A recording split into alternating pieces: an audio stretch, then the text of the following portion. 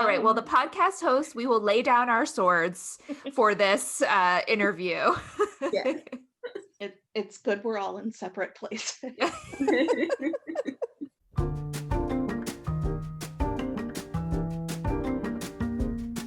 Hi, I'm Julia. I'm Rachael. And I'm Kelly. And this is What You Should Read, The podcast where we should all over our books. Hey, shouldheads. How's it going? Should have named yourselves.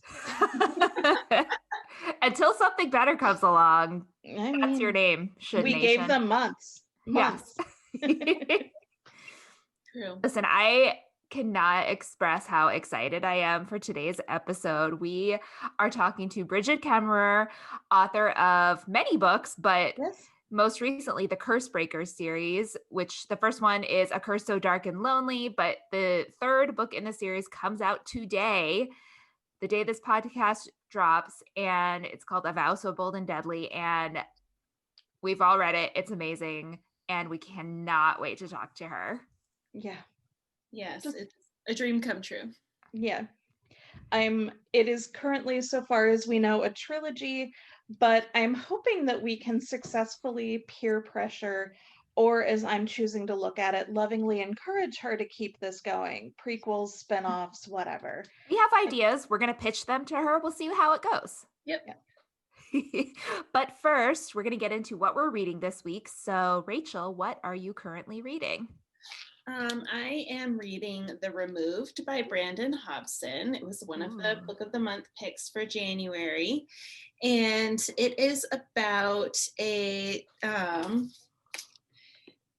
Cherokee family who has experienced some tragedy. You know, they had a son that died really young, was shot by police, and they are now, I think it's like, I want to say 15 or 20 years in the future, and they're getting ready for their annual bonfire where they kind of, it's the anniversary of his death and they remember him, and they're all going through like their own, you know, experience right now. It's multi-perspective, so you get the mom, the daughter, and then the younger son, and it's really interesting. The different perspectives have such unique voices, which I love. Sometimes you read books with multiple POVs and it's hard to be like, wait, whose chapter am I on? But these have each character has very unique voices, which I love.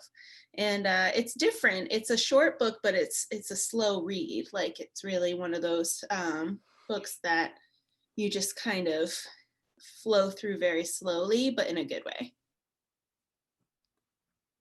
Kelly, did you get that one from Book of the Month too? I did. I have not read it yet. You know how I do. But you are welcome to borrow it. I'm getting to it very soon. I've decided it's in my pile for February. So nice. Yeah. Kelly, what are you reading? I am reading another Book of the Month book, an older one that you do not want to borrow, The Shadows by Alex North. So this is his second book. It is horror, and I'm really liking it so far. It's sort of, you remember the Slender Man thing, right? Mm-hmm. Where the two girls, yeah. So this is that, only there is an internet creature that, near as I can tell, is called Mr. Red Hands. I think we're going to get a really good info dump about it soon. But the idea is you can teach yourself how to do lucid dreaming and then share your dreams with your friends. Then you have to brutally murder somebody and then go to sleep, and when you wake up, you will be in the dream world forever with Mr. Red Hands. Now, why this sounds like a good idea to anybody is beyond me. Like, being in a dream world with something called Mr. Red Hands, because bloody handprints, basically, is why. So I love all things scary. This sounds like my actual literal worst case scenario. Yeah. You have to murder somebody, and it's like horror movie kill. Like, you don't just like maybe gently smother somebody while they're sleeping. there's a lot of blood. Wow. But it's very good so far. And it goes back and forth in time between when the main narrator, and his friends, he is not involved, but two of his friends may or may not have killed somebody. One of them, it looks to have succeeded because he disappeared and has never been seen again, like anywhere ever by anyone. But in the 25 years or so since, a few other groups of boys have tried to do this and killed people, but so far Charlie is the only one that's managed to disappear. So it's very interesting. It's very spooky. Rachael, you might like it. Julia, I don't think you should go near this one. Yeah, I won't. I do actually have that book because last year my husband was he got like a 3-month coupon for book of the month, so he had it for a few months, and one of the months was for that book, and so he had picked it. Ooh, has he read it? I don't know. I can't remember. I don't think so. I'll ask. And Dorian would like it too, I think. Yeah, I think so. Yeah. So I have been reading 2 books, one an audiobook, and the audiobook I've been listening to is The Unraveling of Cassidy Holmes, which I do have a print copy of, but I saw it on Scribd, so I started just listening to it, and it's actually really a good listen. And this is also a book of the month book, but it is about a girl pop group from the 90s. They're kind of like a fictionalized American version of the Spice Girls. They're called the Gloss Girls. And the one member, it goes back in time, back and forth, but it's set in the 2000s in the beginning, and 3 of the remaining members of the group, one has quit, Cassidy. But these 3 are doing like an interview at a radio station. And while they're doing the interview, the host is like, "Oh, we just got word that Cassidy Holmes has been found dead." Like, and does this on the air. And so they're all like, What? And then it kind of goes back and forth in time about their story and how they all came together. And like, it's told from multiple viewpoints. So it's really interesting. I had started reading it in hard copy and couldn't get into it. So I think I'm finding the audiobook a lot like more suited to the book, but I do intend to read a little bit of it in print too, but it's really good so far. And then I'm also reading on my Kindle Silver Sparrow by Tayari Jones, which is our book club pick. So if you want to read along with us, we'll be discussing that book on February 9th. And it is a really good book so far. I'm really enjoying it. So, yeah. Yay. Okay. So again, I'm continuing my good news only book news. So we all watched the inauguration, and we were all completely blown away by poet Amanda Gorman. And she has 2 books coming out, both this year, both in September, from Penguin Random House. The first one is a children's picture book, Change Sings. And then the other one is a poetry collection, The Hills We Climb and Other Poems. And that's what she read at the inauguration. It was just lovely and inspiring and perfect. And you might be thinking that's a really long time to wait. But also it was just announced that on April 27th, they will release just the poem, The Hill We Climb, in a collector's edition, and it's available as an audiobook, hardcover, and ebook. Wow. I don't know what makes it special. There's been no information on it, but I will definitely be getting it. That and probably both of her other books in September. Mm-hmm. And I don't really do audio, as you know, but I think I will make an exception for this one, because hearing her read her work, I think, would be just absolutely wonderful. Yes, I agree. She was breathtaking at the inauguration. Yeah.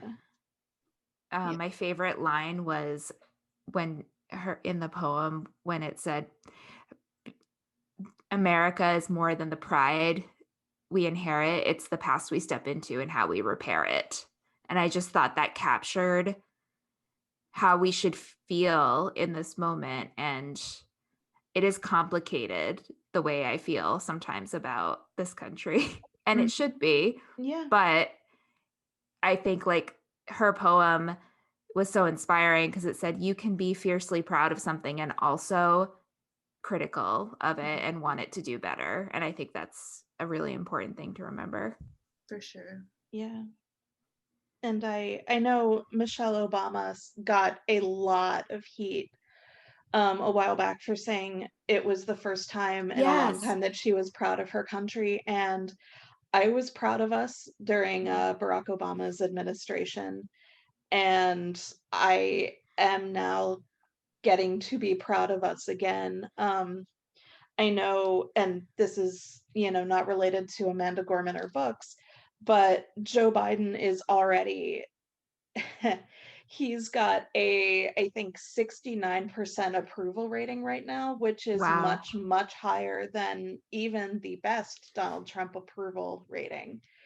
And he's already trying so much to help get us through this pandemic, not just like health-wise, but trying to fix the economy. And he's increasing the amount of food assistance that families can get. I just saw that this morning, and it's something I don't think we really think about unless we have to.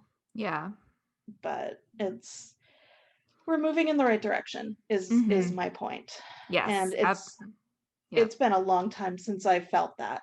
Oh, I know. This past 4 years have been awful. Yeah. But getting back to Amanda Gorman, I don't remember the exact line, but it was something about justice versus just us. And she's just wonderful. She's brilliant.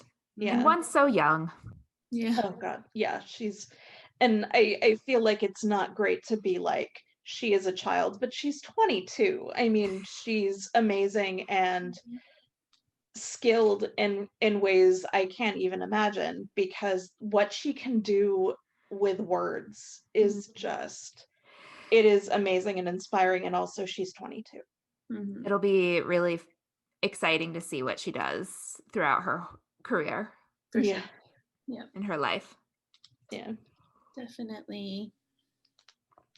All right.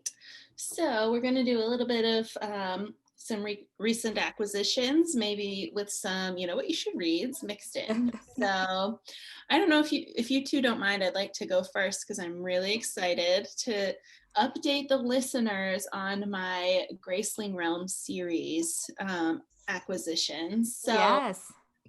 For those of you not watching on YouTube, I'm sorry you're going to miss out on the beauty that is these new covers. So I finally have all of them. So the first one is Graceling.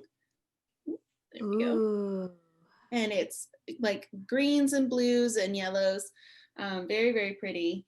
And so I've got that. You'll have to take a picture for the Instagram so everyone can see it. Totally. Follow us on Instagram, by the way. Yeah. It's a good time. Yes. Fire is my favorite. Fire is so good. I love the I just love the hair. It's so good. And I did go to Barnes and Noble exchange Bitterblue for the new cover. So that's the manager beautiful. The manager there said they didn't update the ISBN number for the new cover, and that's why I got the old one when I ordered the new one. So anyway, she had one in the store, so I love her little crown there. And I got the new one in the mail. My pre-order came in of Winterkeep for the fourth one. So this one is hardcover. But they all have maps in them, which is fun. And I can't wait to reread them. I'm just going to binge reread all of them pretty soon. I got to read Silver Sparrow first, and then I'm just going to binge reread all of them. Nice. And this is definitely a, you should all read this series. It is so good. I mean,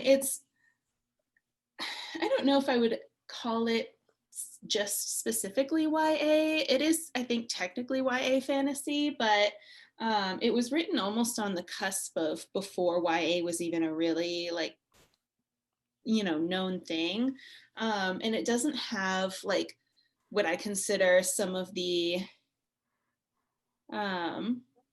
problematic tropes that the old YA fantasies used to have, or even just YA in general, just like even 10 years ago, a lot of tropes were with like problematic love interests that we just ignored all the red flags and forgave them at the end kind of thing.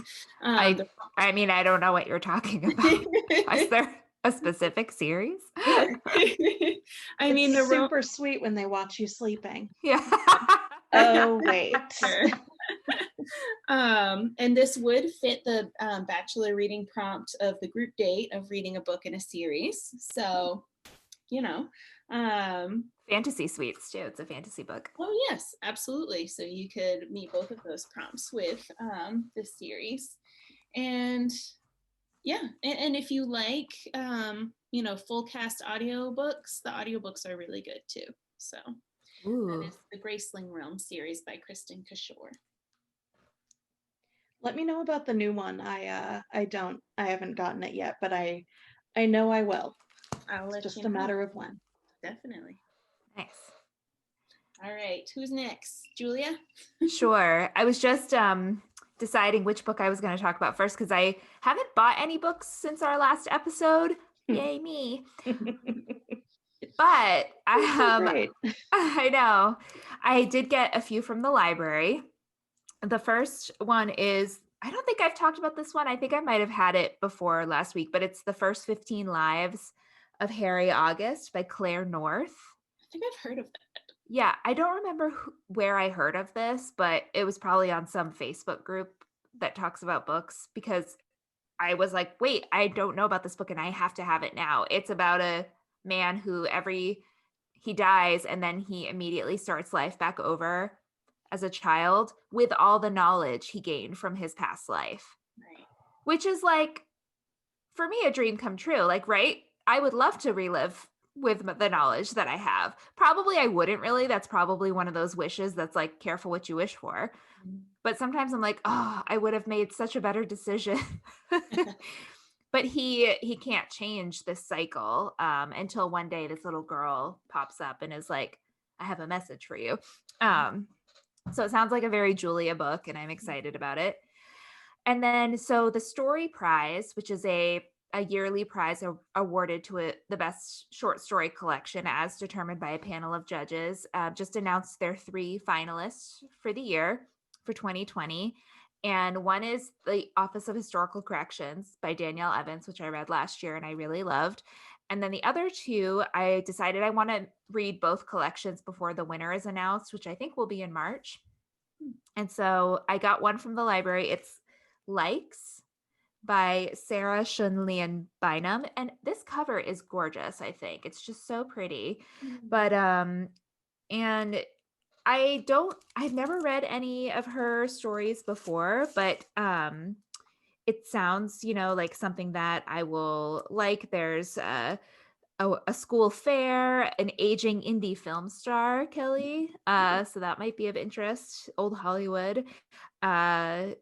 Stories about social media. So I don't know. It's very short, so I think I'll get through it pretty quickly. The other collection that is nominated is The Secret Lives of Church Ladies by Disha Pilya, which I also have on hold at the library. So I'll look forward to getting that. And then finally, I got This Is What America Looks Like by Ilhan Omar. And she's just been amazing lately, just being really courageous, I think, and standing up for what's right. And I've been meaning to pick this up, so I'm looking forward to diving in. Yeah. I bought that recently when it was on Kindle sale. I have not read it yet. Maybe that will be my goal going forward. Yeah. But I mean, at least I bought it on sale, so it's not like the usual thing I do. Okay, so not surprisingly, I have a bunch too. Also, I don't know if we're doing this for next week's episode, so I'm going to talk about this now. There is a book that comes out on Tuesday called If I Disappear I forget the author, but I'll put it in the show notes. But it is about a woman who is very into true crime podcasts, and the host of her favorite one goes missing. So she decides to go and try and figure out what happened. Wow. I would recommend most people not do that because that's not a skill set that most people have. But just let Billy Jensen and Paul Holes handle it. Like, they're professionals, don't. But it sounds fantastic. I'm very, very excited. I would love But in terms of other books that I actually have right now and have not pre-ordered, I got Troublemaker by Leah Remini, and this will fit in for our Bachelor Nation reading challenge for the celebrity tell-all. I think most dramatic is what we called it, the most dramatic ever. No, it's the men or women tell-all. That's right. I'm sorry. Yes. And this is about her life in Hollywood and also her experience with Scientology, a church she has since left. Yeah. I don't want to say any more about that because I know they are super litigious. But this sounds very interesting, and I am excited for all the things I will learn in here that may or may not be true. Please don't sue me. Okay. Also, I got The Awakening of Malcolm X, which is about Malcolm X, before he becomes Malcolm X, and it's written by his daughter, Ilyasah Shabazz, with Tiffany Jackson, who is one of my favorite authors. And I would have gotten this anyway, but the fact that Tiffany Jackson is part of it, I was like, yes. And also, you know how I feel about cults. I got Those Who Pray by Jennifer Moffett. Nice. And it is about a college girl who gets sucked up into a cult. Whoa. Yes. Okay. So I'm very, very excited to get to all of those. Awesome. Great. Okay. Well, we are going to take a quick break, and when we come back, insert squeal, we are going to be talking to Brigid Kemmerer, author of the Cursebreaker series, one of our favorite series. You're not going to want to miss this, so stick around and we'll be right back.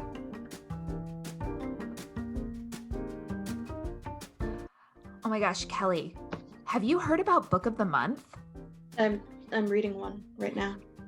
Book of the Month is a super popular and fast-growing online book service for readers. Their mission is to promote new and emerging authors and help readers discover books they love. It's right here. A different one from Book of the Month that I have. Well, how it works is their team vets hundreds of books each month and gives readers their choice from a curated selection of new and early release titles, so you can spend more time reading and less time researching. I've got like 3 accounts, 3 of them. And the good news is it's risk-free. So if you don't want any of the books that are a choice that month, you can skip any month, anytime, and you'll not be charged. I have 3 accounts because I like all the books every month. I don't need this, you guys. Plus, I know. Plus, Kelly, they have the best price for new hardcover releases for fiction. You can get your first book for just $9.99 when you use our promo code What You Should Read. That's all one word, What You Should Read.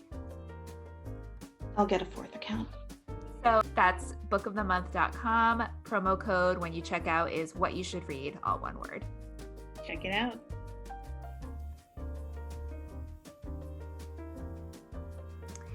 Okay, we are back, and we are so excited today to be joined by author Brigid Kemmerer. Hi, Brigid. Welcome to the podcast. Hi. Thank you so much for having me. Oh, of course. Thank you for joining us. We've been looking forward to this for weeks. So we obviously, all 3 of us love your books, but for our listeners who haven't read your books yet, tell us a little bit about yourself and what kind of books you write. Sure, absolutely. So I am a YA author, so all of my books are young adult titles. my very first series was paranormal YA romance, and that started with the Elemental series, which is this book about these 4 brothers who control the elements of earth, air, fire, and water. I do have a standalone paranormal YA called Thicker Than Water, which is about a boy with some unique special powers who kind of gets tangled up in a mystery in his small town.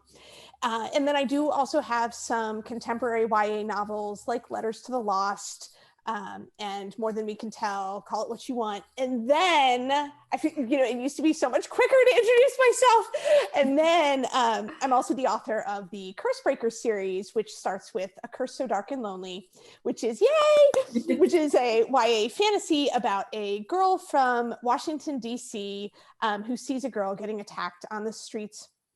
And she decides she's going to intervene, and she gets sucked through this portal into a fantasy kingdom where there is a cursed prince who needs to fall in love to break the curse. But unfortunately, our girl Harper wants nothing to do with this spoiled prince or his curse or any of the enchanted things in his castle. She just wants to get home, but the only way to get home is to fall in love. So that's that. That's me. That's great. I don't know if you noticed, but the 3 of us are in our chosen colors, because in your Cursebreaker series, it's Emberfall versus Shilshallow, and I am for the good of Emberfall, obviously, because I'm wearing That's red. Amazing. Your choices are bad.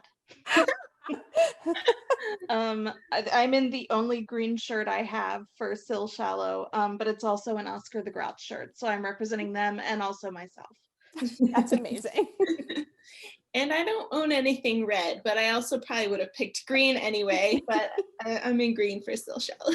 Well, I'm glad that I wore black so that I am a neutral party. So. Yes. I don't think you can be neutral. I have to be neutral. I love them all. Yeah. Is this like how parents say they love all their kids the same? Because I don't think that's true. It's true. It's true. We love them all the same. I mean, but also we love them differently. Like, all right. Well, the podcast host, we will lay down our swords for this interview.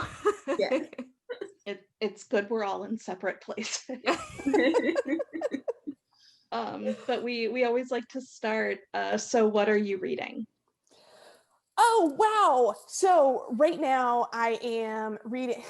It's so hard sometimes being an author, because a lot of times what I'm reading is either somebody's secret project or something I'm reading for a blurb. So like, oh, it'll be out 9 months from now.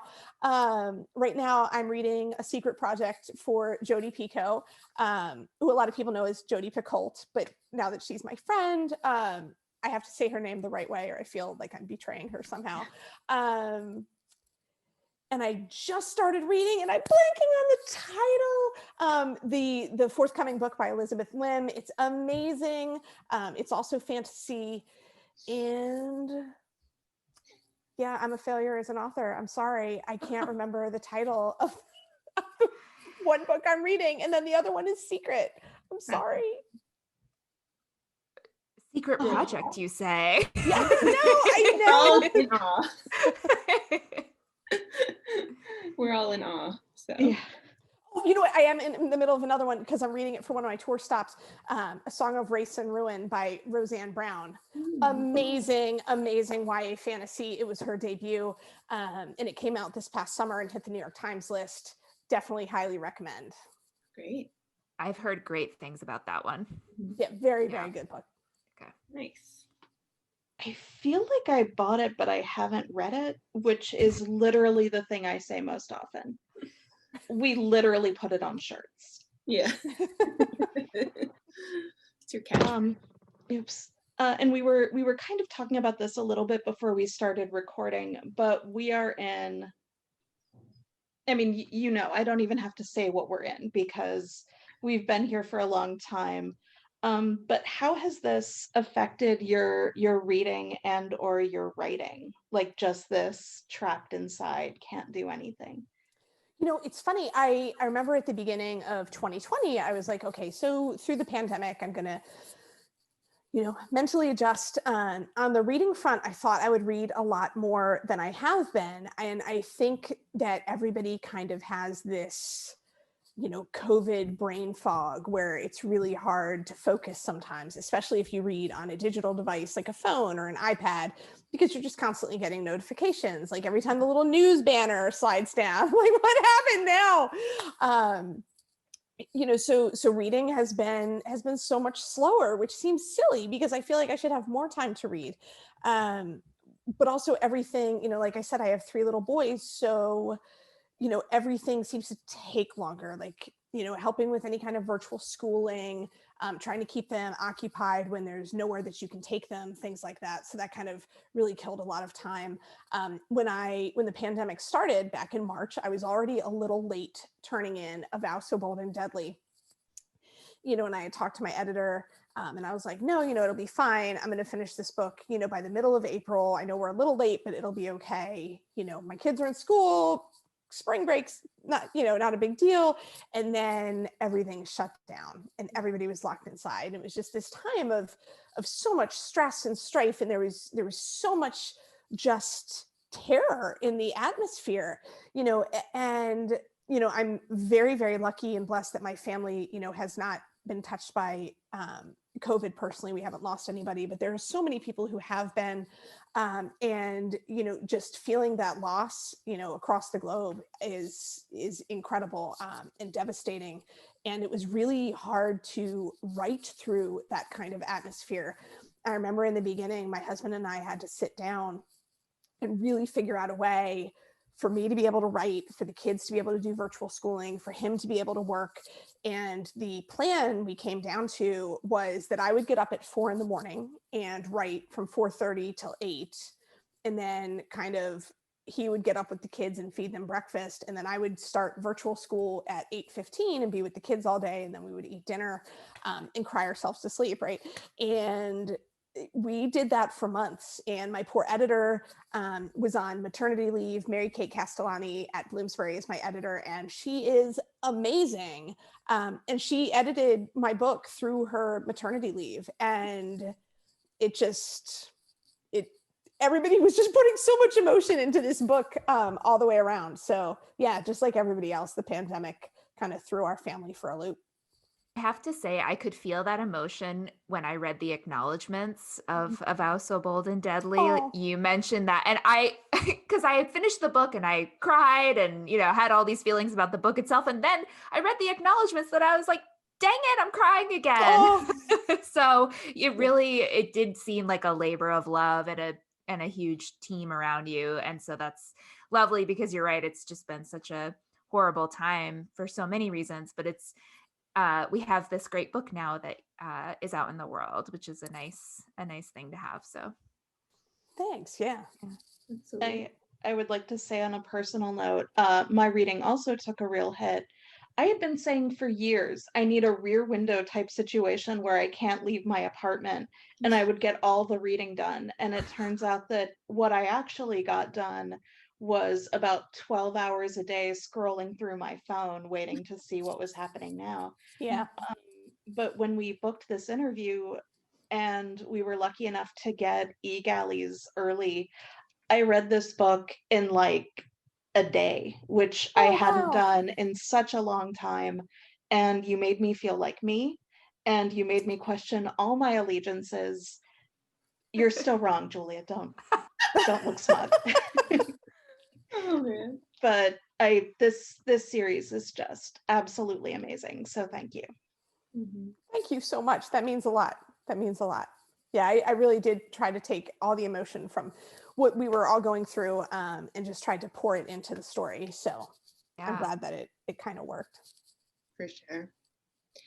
I mean, and speaking of that, now that the final book is coming out, how do you feel about the series now? And I mean, is it over? Because we love it so much. I don't know if we can accept that, but how's it feel to have the final book coming out? So I love how it all came together. I know, so the first book is really kind of about Harper and her self-discovery and what her journey and finding herself. And then the second book is really, about Leah Mara finding herself. And then the third book really is about Ren and Gray and their relationship with each other and figuring out who they are and who they want to be and who they're supposed to be. And I love how the series came together.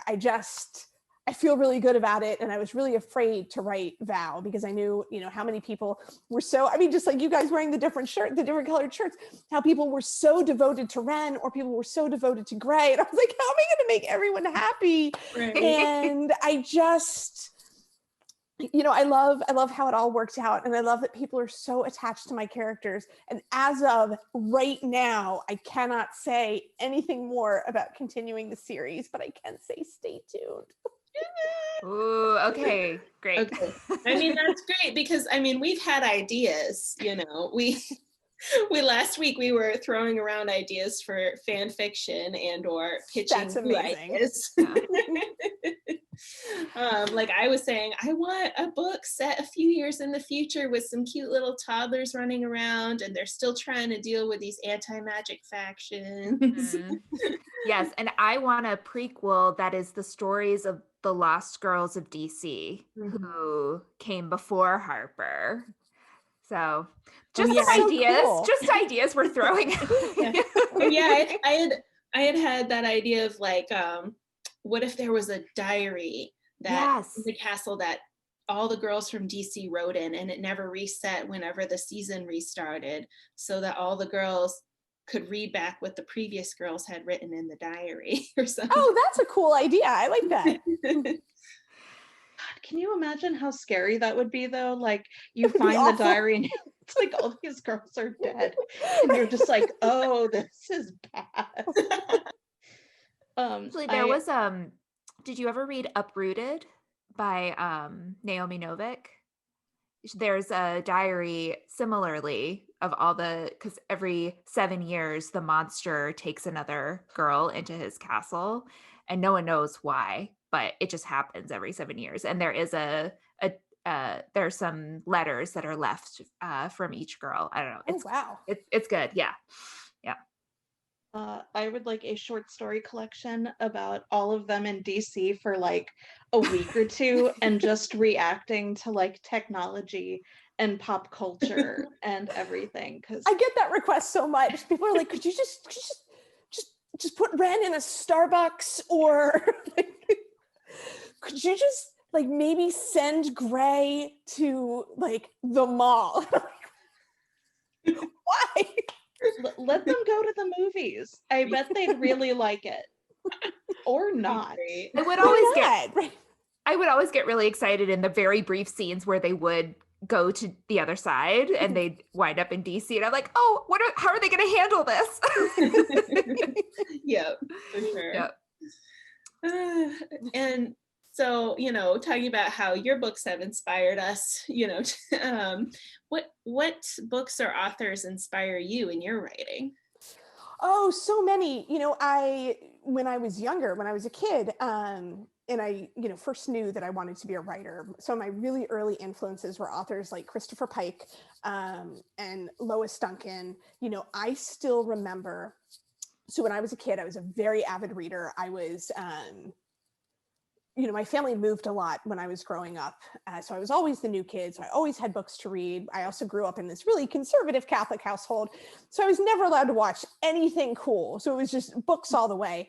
And I had been really into books like The Babysitter's Club and The Saddle Club and all those like old classic middle grade novels. And then I remember, I don't know why I have this vivid memory of being in 6th grade and this little girl in front of me had a Christopher Pike novel and she was reading it and it just looked so grown up. It's so cool. And so, when my mom took me to the library, I found that book and I read it and it was so good. And it was Remember Me by Christopher Pike. And it's about this girl who dies and everybody thinks that she has committed suicide. And she's telling the story from the point of view of being a ghost. And she kind of has to figure out a way to prove that she was murdered. And it was just so cool and so clever. And I went on to read like everything Christopher Pike wrote and it was amazing. And I knew right then that I really wanted to do that. But then also being an author is one of these funny careers where it doesn't feel like normal people can do it. It's like, how do you just be an author? And something that was really influential on me when I was a kid is also when I was in middle school, again, my mom would take me to the library all the time, and we had this one librarian that I knew really well, and she knew like the entire YA section, and she happened to mention to my mom that she had her debut novel coming out. And my mom was like, of course, we're going to buy it. We'll support you, whatever. So my mom bought this book, and it was The Silver Kiss by Annette Curtis Claus. And Annette Curtis Claus and I are now friends on Facebook, and I know all about her cats, and she shares recipes, and it's just so surreal to me because when I was 13, I was like, oh, she wrote a book, and it's such a good book. I loved it. It was this, YA vampire novel. It was so good. And I think that was really profound for me as a kid because I realized like, wow, just anybody can be an author. Like you don't have to, I love it when they portray authors like on TV because they're always living in LA and like a $10 million mansion. And like, no, like I'm in my basement. This is my writing room / gym / storage space / where the kids play. Like, and yeah, and even more modern authors that I read that I really love. I love Saba Tahir. I love Jennifer Armentrout. I love Jodi Picoult. Obviously, I've been reading Jodi for I don't know, almost 20 years, and she hates when I say that. Yeah, no, I love reading other authors, just a wide variety of genres. Great. Well, speaking of Jodi, I'm curious how you got to know each other, and because we follow your friendship on Twitter. So it's just lovely to see two writers who we admire so much supporting each other in that way.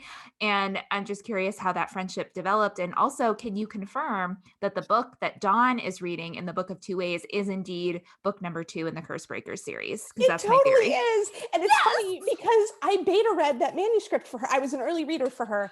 And when I read that, like, I thought she just put that in there, like, just to yank my chain. Like, Brigid. And then she left it in there, which was amazing. I love it. Somehow, like, all my books are fantasy. I'm like, oh, how am I going to work one of her books into mine? Like, but yeah, no, so it was the December before Curse came out. So I guess it was December of 2018. And I was sitting on my couch and I got this DM from Jodi Picoult on Twitter where it was like, hey, Brigid. And it was just so unassuming.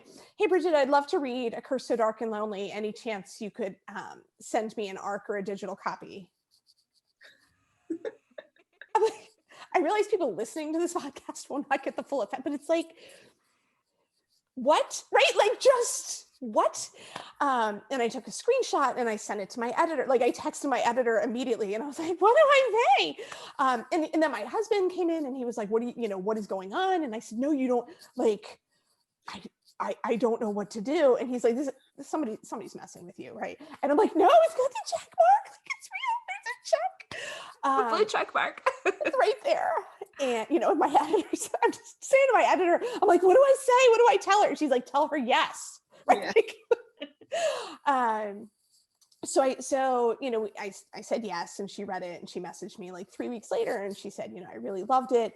And my editor was like, you need to ask her if she'd be willing to provide a blurb. And I'm not a confrontational person. I'm not the kind of person who's like, would you do this for me? But I also firmly believe sometimes you just got to shoot your shot, right? So I messaged her and I said, I was wondering if there's any chance you'd be willing to provide a blurb. If not, no worries. And she did, and she was super nice about it. And that blurb, was printed with Curse. And then so at the time I was finishing up my first round of revisions on A Heart So Fierce and Broken, which is the second book in the series. And I had like posted something silly on Twitter. I wish I had a friend that I could say, hey, can you read 200 pages in 24 hours for me? And she responded with the GIF, the little, like with the blonde woman where it's like, this girl. And then she sent me a DM and she was like, really, if you're writing the sequel, send it to me right now and I'll read it. And I'm like, I can't send Jodi Picoult my manuscript in process. Like, that is not a thing that happens in the real world. And she was like, no, really, send it to me. I'm not doing anything. I can read the whole thing by tomorrow. And she did, and she gave me fantastic feedback. And then that really just kind of launched us messaging back and forth on email. And then ultimately that turned to texting. And I kept saying, I need to return the favor, like send me something of yours. And she sent me like her opening chapters to the Book of Two Ways. And I remember saying to my husband, like, how do I write critique comments on this manuscript? And he said, look, hon, she's an author. She would not have sent it to you if she didn't want comments. And I was like, all right, I hope I'm not tanking my career by insulting Jodi Vino. But, you know, I did. And, you know, over time, we kind of became friends, and we text all the time. She actually just texted me while we're doing this conversation. Yeah, and it's wild and bizarre and surreal. And she really is just one of the kindest, most down to earth people. And it's really amazing. It's so nice to have someone who's whose feedback you trust, and it goes both ways. That's really nice. And especially when you have a work in progress that you need some, impartial jury, yes. Right, to look at. So speaking of works in progress, can you tell us about your upcoming book after A Vow So Bold and Deadly? I think it's called Defy the Night. Is that your next project? Yeah. So Defy the Night comes out in September. So it's a 2-book year, which is surreal. Like Vow is going to come out. It's going to be like, all right, change gears. Defy the Night is also Second World fantasy. There's no portal. So it's entirely fantasy. But it's about, I love it so much. It's so much fun. It's about this girl named Tessa, who is best friend with a guy named Wes. And Tessa and Wes are kind of outlaws in their society. Everybody in their society is getting sick with this fever that can only be cured by making an elixir from these moonflower petals. Moonflower petals are highly regulated. They're very expensive. It's very hard for everybody to get them. So Wes and Tessa kind of go out in the night, and they basically steal from the rich to make these elixirs and give them to people who can't afford to buy them. And this kingdom that they live in is really kind of falling apart, and everybody is afraid of the king and his brother. His brother is, kind of the king's executioner, and just everything is going wrong. And one day Wes is captured, and Tessa kind of makes it her mission to go after him and figure out, what is going on, and can she rescue him. And she realizes that everything she thought she knew about the kingdom is wrong, and the only way to solve things is to kind of cause a revolution. So I'm very, very, very excited about the book. It's so much fun. There should be advanced review copies available probably within the next 6 weeks. Wow. I can't wait. That's exciting. And will that be a series as well? Right now it's just one book, but stay tuned. Wow. Okay. Fun. This is the best day of my life. Yeah. No, I can't wait to read that. So kind of off topic, but I think I might have seen on your social media a picture or some such about the Maryland Renaissance Fair. Is that something that I know you live in Maryland? So I live just outside of Baltimore. Wonderful. So are you a big Ren Fair person? I am. So, and I love it. I love it. Yeah. And the Maryland Ren Fest is it's amazing. I know my husband is close friends with a guy who has worked at the Ren Fest for, I think, well over 10 years. So we try to go every year. I have a couple dresses from there. It's so much fun, and it's so cool. Yeah. It's so much fun. I missed it so much this year. So I'm fingers crossed, hoping it comes back this year. So. Yeah. Well, this has been great. We have one final question that we always ask all of our guests, and that's, is there a book that you would recommend that we should read? So the one book that I always recommend, it is not even fiction, and it has kind of a story behind it, the meaning that it has for me. And the book is The Gift of Fear by Gavin de Becker. And I will give you a short, weird story about how this book came into my hands. It's nonfiction, and it's a book about listening to your instincts and trusting your gut. And I feel like every woman should read this book.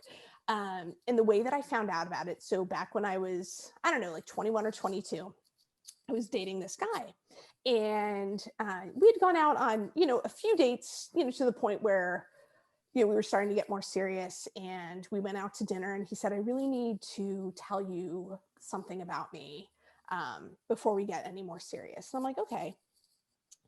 And he said, sometimes people take this really poorly, but I need to be honest. Okay, again, I'm 21, 22, pretty chill, laid back person. I say, hit me with it. And he said, so I spent 5 years in prison. Ooh.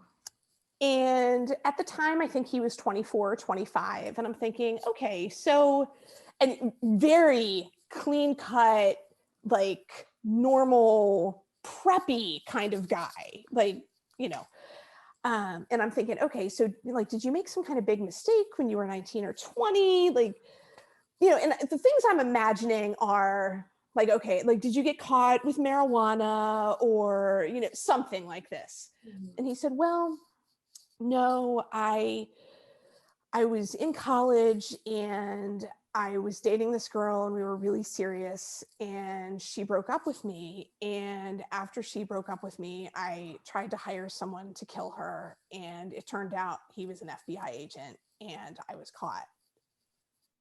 Right? What? And I was like, oh, this is a lot to process, like on so many levels. And, so then of course I said, I really need to, think about this, and this is a lot. And, I went home and I called my mom and I'm like, Mom, what do I do? And she was like, you break up with him. And I'm like, but so I broke up with him over the phone, and he, as one would expect, did not take it well. And he really kind of turned into a very scary stalker, and he was going to my job. I worked 2 jobs at the time. I had a day job, and I also worked at Walden Books in the mall. Remember Walden Books? Yes. And he would sit outside the Walden Books. My manager would call me and she would be like, he is sitting on the bench in front of the store. Don't come in.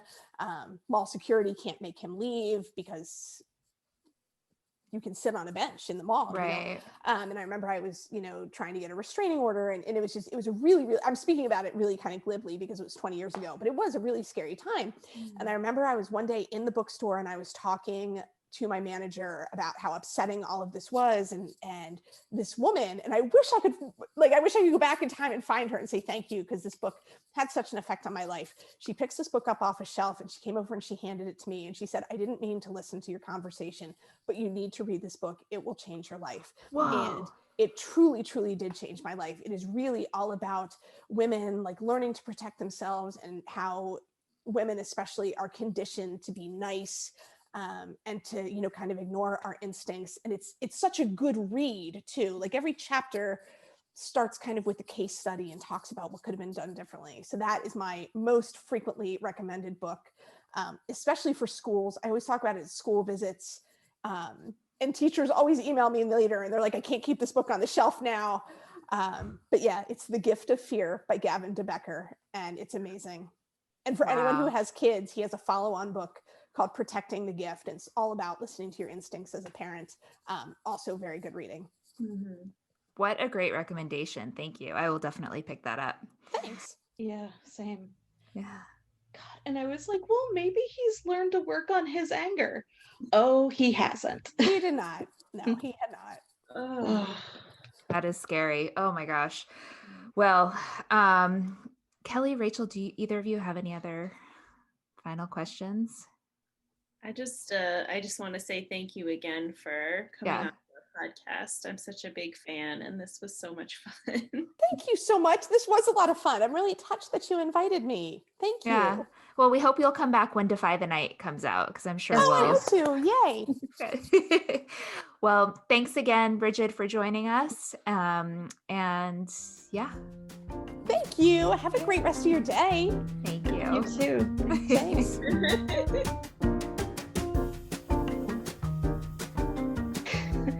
So that's our show. Don't forget, you can get your first box from Book of the Month for $9.99 with the promo code WhatYouShouldRead, all one word. Yes, and don't forget to follow us on social media, especially if you want to see the pretty covers of my new collection of the Graceling Realm series. So that's WYSR_podcast on Instagram and on Twitter. You can email us at whatyoushouldreadpodcast@gmail.com, and you can follow us on Goodreads at What You Should Read Podcast. And now you know what you should read. You're welcome.